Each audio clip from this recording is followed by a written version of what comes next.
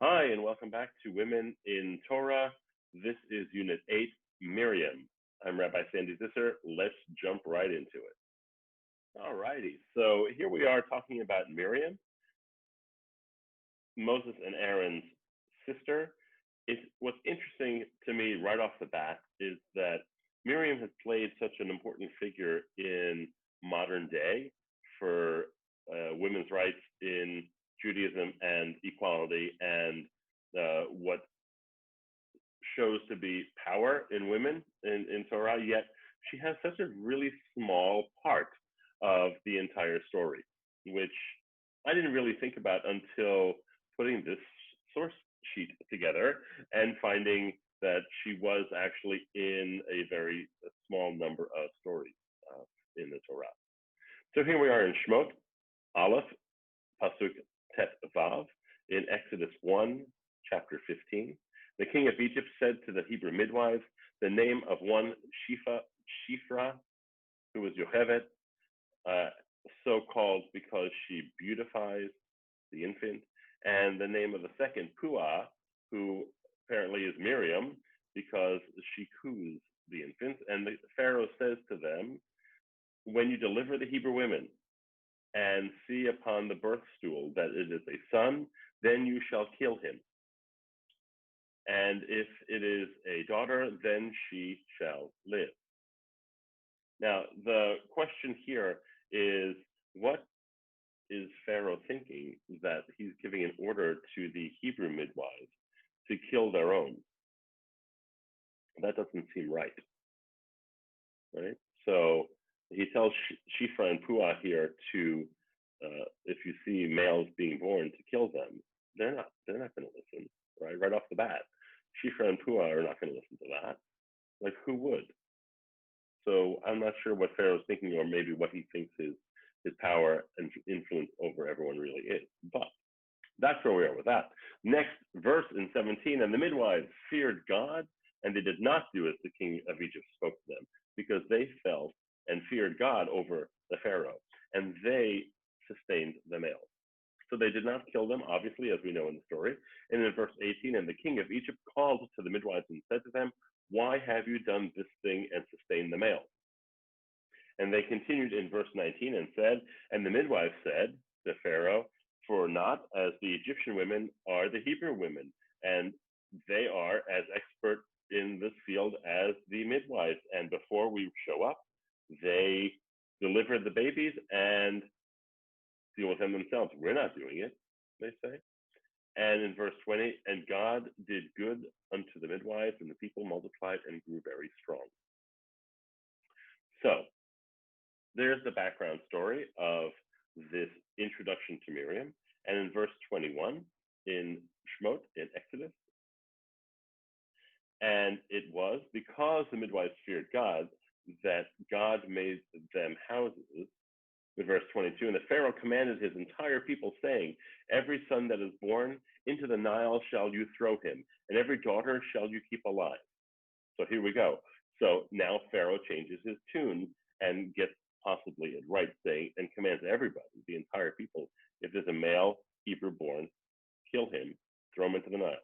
And because, obviously, of the decree that's in the parentheses here, the concept here, that happened, that on the day of Moses' birth, Pharaoh's astrologers told him that the Jewish Savior had been born and that he would be smitten by water, for which reason he declared that all males be cast into the Nile.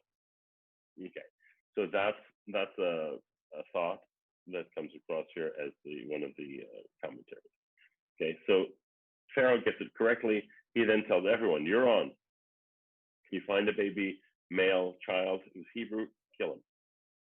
And in chapter 2, verse 1, in Shemot Bet, verse Aleph, and there went a man from the house of Levi and took the daughter of Levi. And after he had separated from her because of Pharaoh's decree to drown the males, and the woman conceived and bore a son, and she saw that he was good, and she hid him for 3 months. So here you have what will be the birth of Moses, although we are not told that, but you have a man from the tribe of Levi and a daughter of the tribe of Levi, and they get together and conceive and have a son. And they hide him for 3 months. And here we have in verse 3, and she could conceal him no longer, and she took and made a reed basket for him and coated it with loom on the inside and pitch on the outside. And she put the child in the basket, and she places it in the rushes by the bank of the Nile.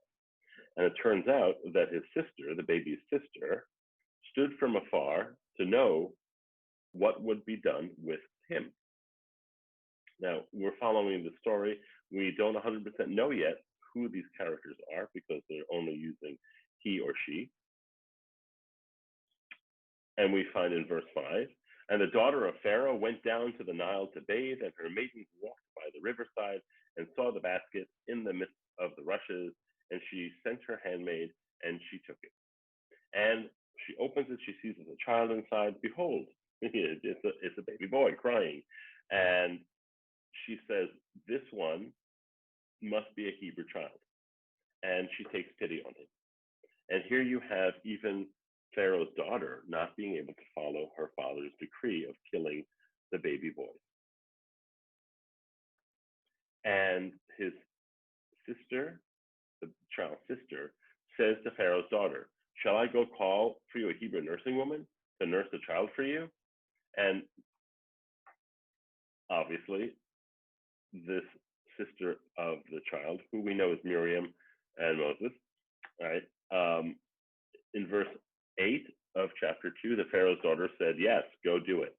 And the maiden went, and she called the child's mother, which was Yocheved, right? Miriam and Moses' mother.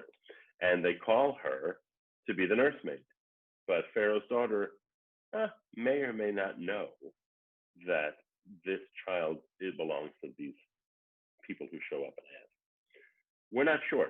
In verse 9, the Pharaoh's daughter said to her, take this child and nurse him for me, and I will give you your wage. And the woman took the child and she nursed it. So all of a sudden, now we have this child back with its mother, Yocheved, and his sister, Miriam, and none the wiser, right? Just sort of now is protected because the Pharaoh's daughter asked her to do this. Okay. Again, not 100% sure if Pharaoh's daughter knows what's going on or not. I mean, she does know it's a Hebrew child. She does know she has pity on it. And yes, she is asking someone to nurse it who just happens to be his mother. And the child grows up, and she brought it to Pharaoh's daughter, right? So Yocheved brings Moses, or who will be Moses, to Pharaoh's daughter, and he was like a son to her. And she called him Moshe, saying, for out of the waters I did take him. And now we skip ahead a little bit in the story to Exodus 15, Shmot Tet Vav, Pasuk Kaf. And the story, the entire story of the plagues and Pharaoh's heart being hardened and the harder work for the Israelites or for the Hebrews. And all of that story takes place without Miriam. Moses and Aaron are the key players. God is the key player. Pharaoh is the key player. Miriam is not. And what you have here now, skipping all of the entire story, the 13 chapters later, Miriam shows up again. And here we have the sea incident, right? The Hebrews are running away. Pharaoh changes his mind, chases after them with his army. They come up to the sea, and they can't go any further. And obviously, as the story goes, the sea splits, and the Israelites are allowed to walk through. The waves come crashing down on the Egyptians, and they're drowned, and the Hebrew Israelites are saved. Now, at that moment, we have Moses singing the Shir HaShirim, the Song of the Sea, and of course, Shir HaShirim is used in Sidurim, in prayer books, in morning services today, and some actually also add this verse in. Because what happens after that is then Miriam, the prophetess, Aaron's sister, took a timbrel in her hand, and all the women went out after her in dance with timbrels to celebrate. Now, what's interesting about this, first of all, it's the first place that she is actually called a prophetess. Neviah, a prophetess. And it's also interesting that she's just listed as Aaron's sister and not Moses and Aaron's sister, which we know she is. Now, the other thing is a side note here. Many biblical scholars have noted that the Hebrew that's used in this line of Miriam's song is older Hebrew than Shir HaShirim, than Moses' song. So could it be possible that originally, when the story actually took place, they crossed the sea, the Egyptians are vanquished, and Miriam picks up the timbrel, and all the women go out and dance and sing.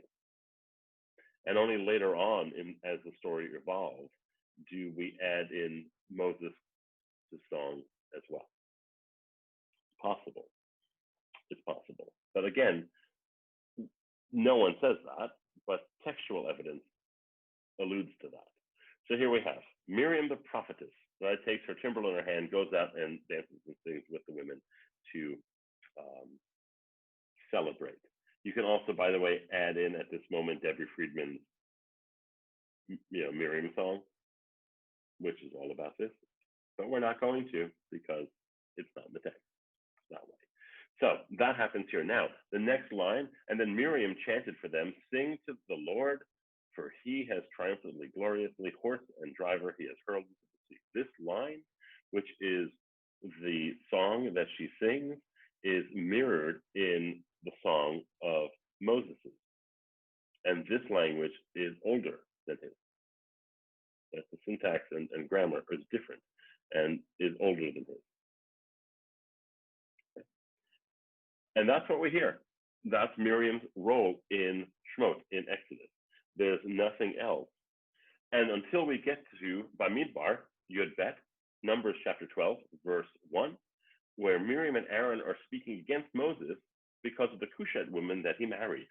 And they're saying he married a Cushite woman, which, the only wife that we know of that Moses has is not Cushite, right? And also, by the way, Cushite is a derogatory term used by Israelis today to constitute a darker-skinned woman. And I'm sure at the time, it's possible they also used that as a form of telling the difference between folks, right? Especially Cushite women. But they complain about it. They are talking against Moses. Here's the Lashon Hora, the gossip part about Moses' story and Miriam and Aaron's story. So verse 2, they said, has the Lord spoken only through Moses? Has he not spoken through us as well? And God hears it. And God, in verse 3, sidebar, it's actually narrator, right? Now, Moses was a very humble man, more so than any other man on earth, end sidebar, right? Suddenly, the Lord called to Moses, Aaron, and Miriam, come out, you three, to the tent of meeting. So the three of them went out. Now, you get called out by God here, it's going to be a problem. In verse 5, God came down in the pillar of the cloud, stopped at the entrance of the tent, and called out Aaron and Miriam. And the two of them came forward. And God said, hear these my words. When a prophet of the Lord arises among you, I make myself known to him in a vision. I speak with him in a dream. Not so with my servant Moses. He is trusted through my household. With him I speak mouth to mouth, plainly and not in riddles, and he beholds the likeness of the Lord. How then did you not shrink from speaking against my servant Moses? God really calls them out here. But if you notice, God actually calls them out here, literally, right? Because in 15, God comes down and calls out to Aaron and Miriam, and they come over. Now, is this direct communication, or is it actually the way God's talking about it, that you hear it in vision and in riddles? This seems pretty clear cut. So I'm not sure if this is a change in how God is speaking to Miriam and Aaron at this moment, for this moment, or not. Based on the text, it seems like it would be. But God calls them out saying, I speak to Moses differently than every other prophet I've had. Okay. And in verse 9, God, still being incensed with them, leaves. In verse 10, as the cloud withdrew from the tent, there was Miriam stricken with snow-white scales, which we interpret as leprosy. It's not, right? It's tzara'at.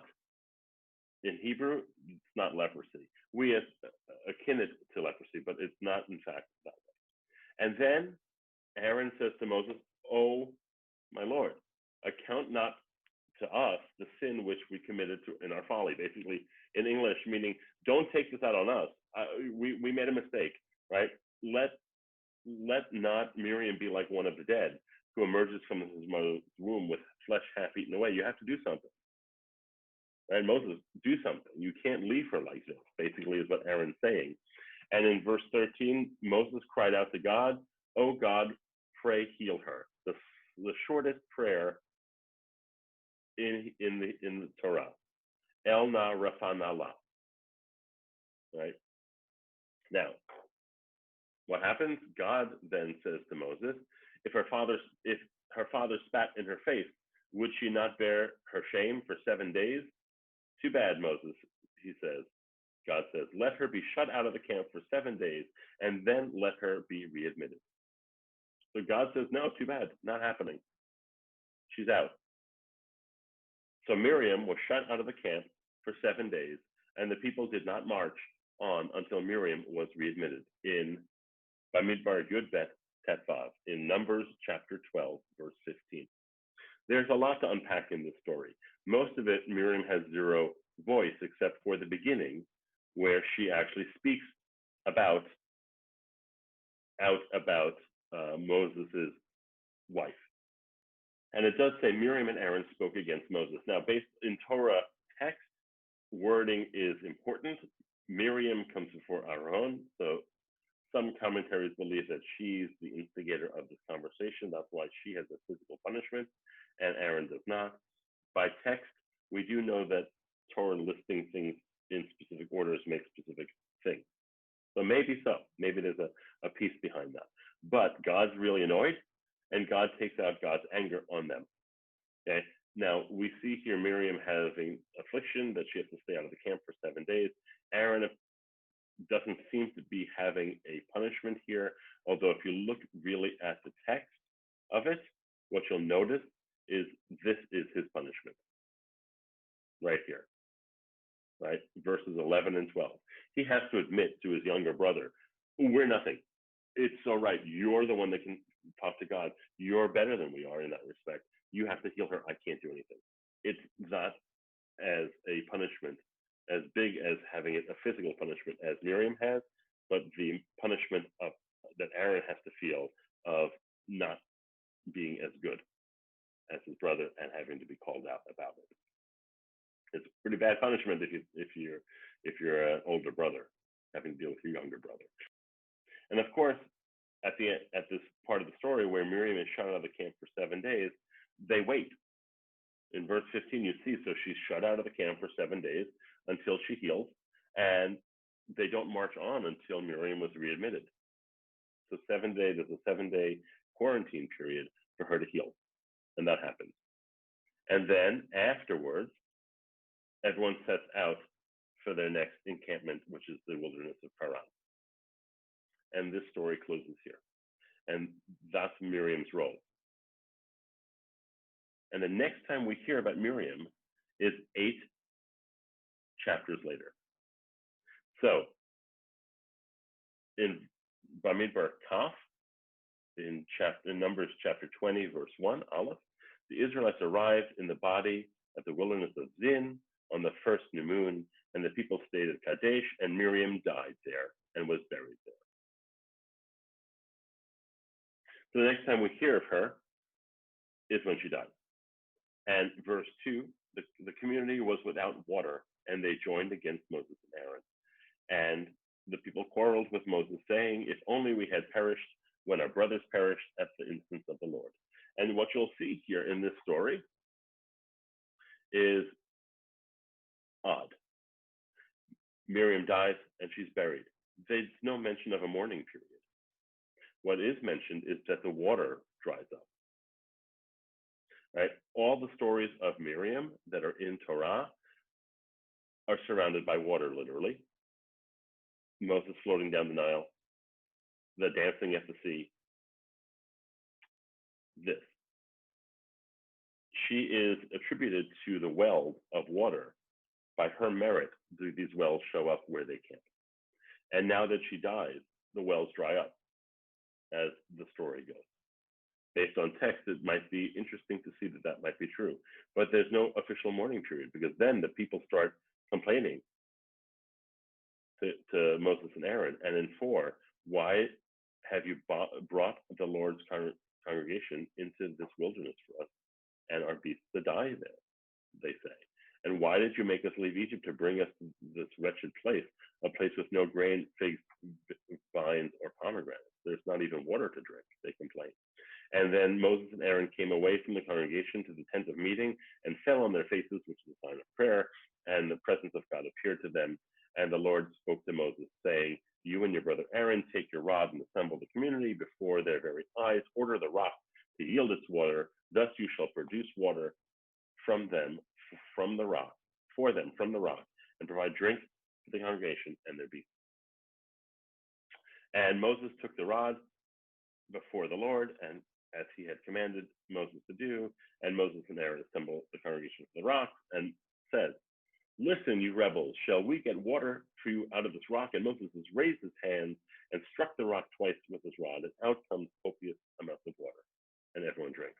But God says to Moses and Aaron, because you did not trust me and affirm my sanctity in the sight of the Israelite people, therefore you shall not lead your congregation into the land.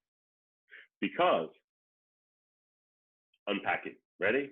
Because you have here this concept that Aaron and Moses disobey God by actually having Moses strike the rock instead of talking to the rock for water.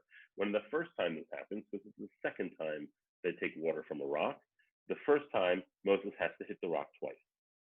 And here in this moment, I will argue with you that Moses and Aaron are not in the right frame of mind to be dealing with the lack of water situation with the people, because Miriam has just died and there is no mourning period. In fact, Aaron and Moses are in that mourning period.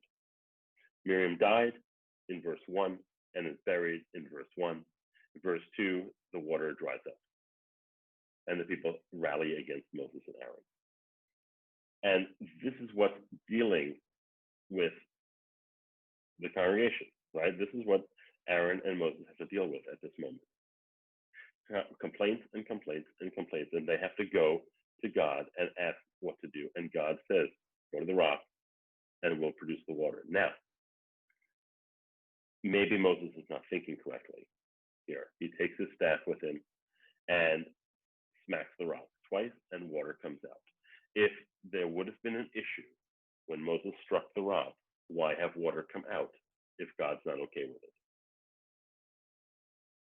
Second, there must be some compassion here that God understands that Moses and Aaron are in mourning for their sister. But there isn't. There's no mention of it. There's nothing that happens. When Aaron dies, the congregation, Bnei Israel, mourn.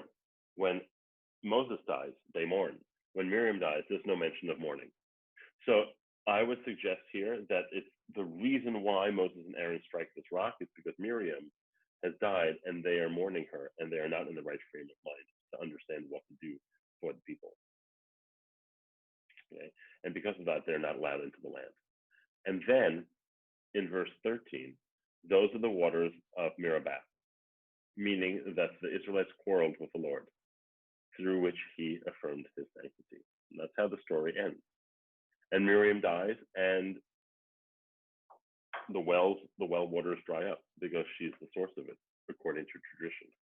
So you see here, the story of Miriam is not as great in Torah, in text, as the legend of Miriam has become, as a modern day heroine in the story, as a role model for women.